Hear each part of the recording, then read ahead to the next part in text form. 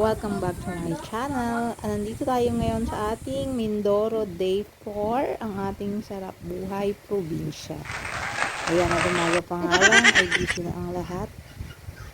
Maraming ginagawa kapag umaga. Pagkagising pa lang, kailangan asikasuhin ng mga alaga. Kaya dito sa probinsya nga pala, maagang gigising talaga ang mga tao. Lalo na kapag kakatulad nito na may mga alagang hayop, katulad ng baboy, meron ding gansa.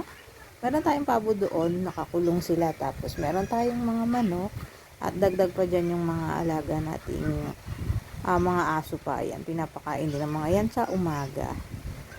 Yan, nakatapos na kami magkape dyan. Kaya pwede na kaming magsimula. At yun nga, ang simula ng araw natin, syempre ang ating kape. Wow! Sa mga pagpapakain ng ating mga alagang baboy at mga hayop ay nagtagi-tagisa na kami ng gawain. Yan, iba yung nagpapakain ng baboy, nandun ang nanay ko sa loob, tapos tinutulungan ko naman si tatay magpakain dito ng mga manok, tsaka itong mga gansa na ito. Iba-iba din sila ng pagkain at patuka. Kaya yan, nandyan sila. Hindi mo kasi pwedeng ipagsama yung kumakain pabo sa kumakain gansa, kasi takot pa yung mga pabo sa gansa, masyado kasing violente ang mga ito.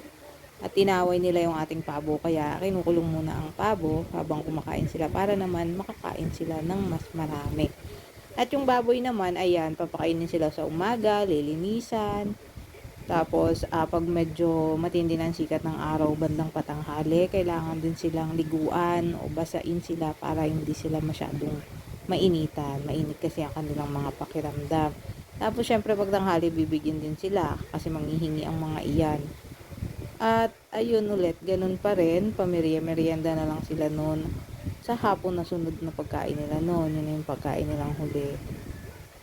At ayan na, pagkatapos ng kumain ng ating mga pabo ay kailangan na rin silang pakawalan. Kasi guys, mas maganda rin naman sa mga alaga nating pabo, tsaka yung mga gansa, mga manok, yung talagang kakagala-gala sila. Nakakatuka pa rin kasi sila ng kung ano-anong mga damo. At sabi nga, mas madali daw at makakatulong daw ang mga yon, mga natural na mga damo na nakukuha nila sa paligid para maging mabilis din ang kanilang paglaki. Ayan, makakasimot-simot sila ng pagkain dyan. At pagkatapos nga namin noon, ay pumunta lang kami doon sa bandang malapit sa kuya ko, sa katapat ng bahay nila, kasi sabi ni tatay ay kukuha daw kami ng mga niyog. Ayan, pinalagay lang namin sa sako at sabi ko nga itutulungan ko. Ay sabi wag na daw at kaya naman niya iyan. At pinasal niya na nga pa uwi yung mga nakuha namin nyog. Pagbalik naman namin sa bahay, siyempre inasikaso ko na ang ating nyog. Kailangan naman nating magluto ng palanghalian ngayon. Kasi ang almusal natin dyan ay pandesal lang tsaka kape. So maaga pa, mga alas 9, alas 10, ganyan kailangan mo na magluto. Maganda ka na ng pagkain para syempre hindi kayo magutom, pananghalian na.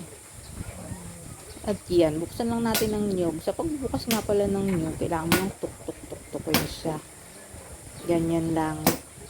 Tapos, nabalitaan ko rin kasi dati na maganda raw sa mga alagang hayop ang sabaw ng niyog. Kaya, kailangang ipunin natin yan. Isahod natin sa isang lalagyan. Tapos, painom natin sila. Hindi katulad na itong isang ito na tapon na. Pero dahil maraming niyog ang aking binuksan nga at kailangan kami ng maraming gata, dahil ang ulam namin ngayon ay ginataang tilapia. Dito nga pala sa probinsya ay usong-uso palagi yung mga gata, yung mga lutong may gata dito, mapagulay, mapaisda. Ayan. So, sahurin lang natin ang sabon nito para inom natin sa mga alaga nating hayop. Kasi nakakalambot daw ng mga laman ng mga alagang hayop yung mga yan. Yan yung niyog na kinuha namin kanina. Dahil marami natin magbalat niyan, magbukas, magbiyak, ganun.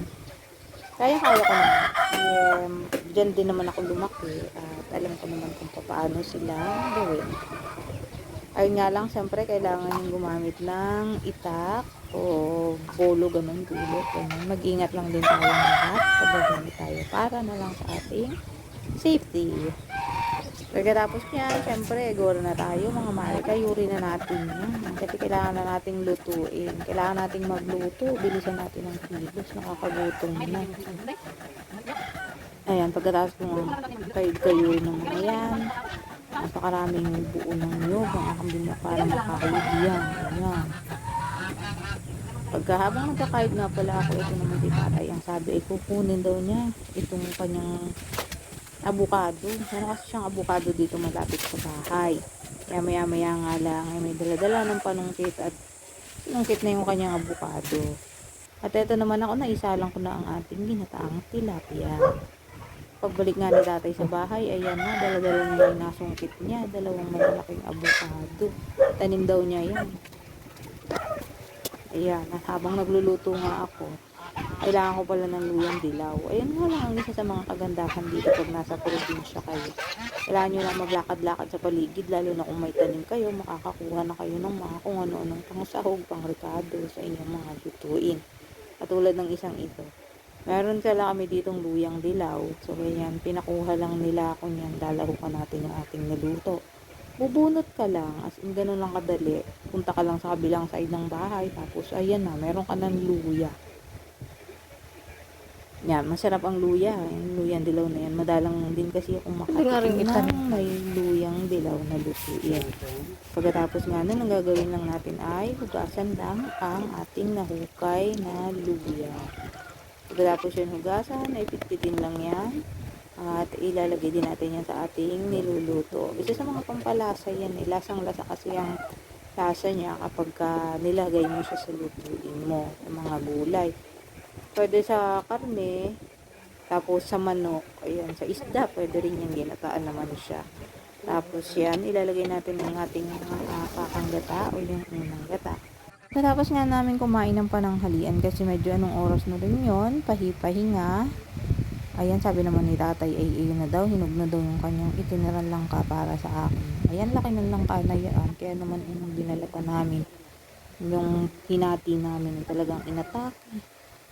Kain na kasi madalang makatikim ng ganyang kasariwang prutas. Yun talagang galing sa puno, tapos hinog na siya. Ang bango-bango niyan ya. Kaya binuksan na namin at yan, yung pagkatapos namin kumain, kahit tatatlo-tatlo lang kami, binanata na namin. Habang nga kumakain kami niyan, nagkwento-kwentuhan natin. Banding-banding. Siyempre matagal na panahon din akong hindi umuwi. At kapag nga gantong panahon meron silang anak sa bahay, kasi dalawa lang sila dito sa bahay. Kwento-kwento, to the max na yan. Ayan. Tatay kahit walang ngipin talagang bongga yan sa pagkain ng langka. Ayan.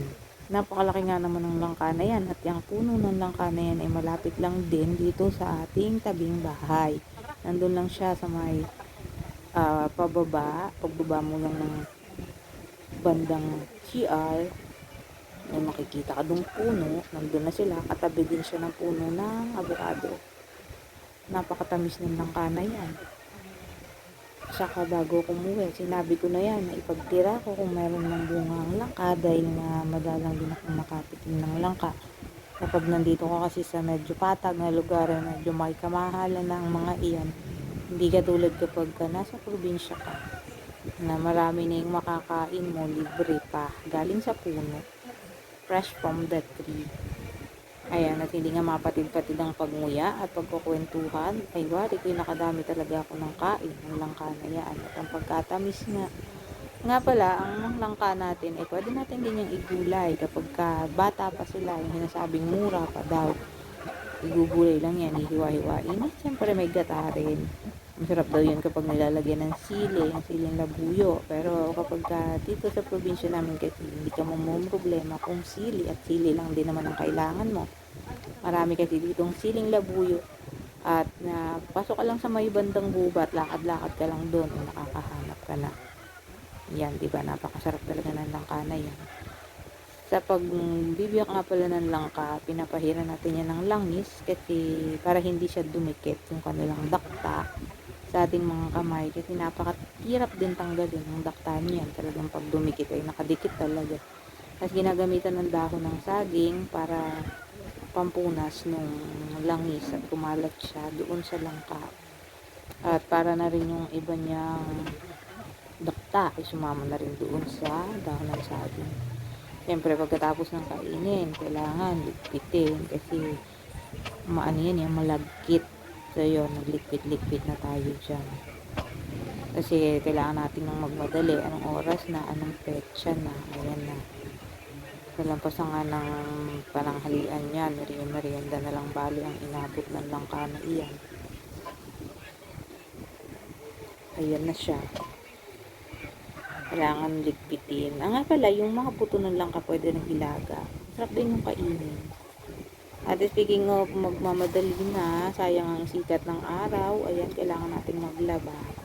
Mabilisin lang natin gagawin ang ating paglalaba. Okay, washing naman ngayon. Hindi katulad ng mga bata pa kami na talagang pusot. Mano-mano ang paglalaba tapos sa balon pa.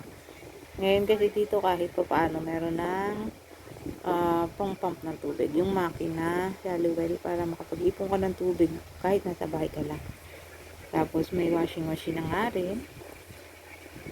At ayan na, sasalang-salang mo na lang din dyan. Kailangan mo lang talagang bilisan ng kilos mo kasi nung petsa na, kailangan isang pay yan sa arawan para matuyo pa sila.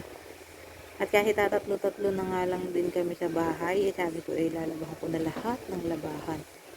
Ako na lang din para mabilis ka ako. Ang bilis ko kumilo. Ayun, tapos ganyan-ganyan lang yan. Magbabanlaw ako niyan, doon na lang din sa may pinto doon palabas. Nandun kasi yung CR at may gripo doon. May mga batyanang naka-ready doon para banlawan na. Yan, magsasampay na rin tayo. Siyempre, yung mga ating nabanlawan na kailangan na isampay. At sikat nga ng araw ang ating hinahabol ngayon. Sampay lang natin sila sa labas para mas mabango, mas madali silang matuyo. At sabi nga pala, mas mabango daw kapag ang damit ay tuyo sa sikat ng araw. Hindi katulad ng mga sinampay mo lang sa loob tapos natuyo lang sila sa hangin. Minsan kasi ay amoy sila, amoy kulog, ganun. Pero kapag ganito, sinampay mo sila sa arawan, sa labas, ayan, tapos nakahanginan, ay mabango talaga yan. May naamoy din yung ating sabon. At bago pa nga matapos magsampay, ay iniisip ko na nga lang ulit yung ating pang merienda kinabukasan. Ayan, may nakaprepare pansaging saba. Maniba lang na yung iba. At sabi ko guys, magpakasipag-sipag ako ngayong araw ay bukas ay masarap na naman ang aking merienda at makain na naman ng saging naman. At yun nga ay mga madalang din makain kapag ikaw ay nasa kapatagan at pagkakamahal ay parang gintuway. Andin ay ayaw mong bumili kasi alam mong pag nasa probinsya kayo na bukod sa hinihingi lang, pinapamigay, ay libre at napakadami niyan doon. Kaya yan, sige, sampay ka lang dyan para matapos ka na, matuyo na yung mga damit mo sa arawan. O siya na, ayun lang. Samahan niyo ulit ako sa susunod.